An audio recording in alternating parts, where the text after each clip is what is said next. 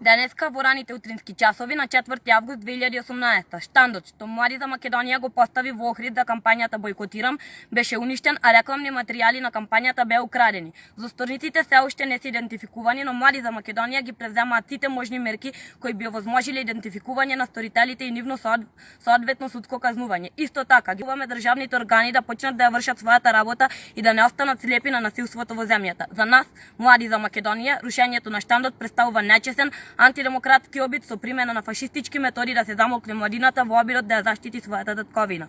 Овој чин представува директен обид да се наштети не само финансиски на организацијата која се финансира за сметка на доброволни привози од нејзините членови, туку представува и директна закана до младите кон нивниот физички интегритет и со цел да се исплашат. Да потсетиме, вчера видовме класичен пример на противзаконска дискриминација околу повластено рекламирање при референдумот за претениците.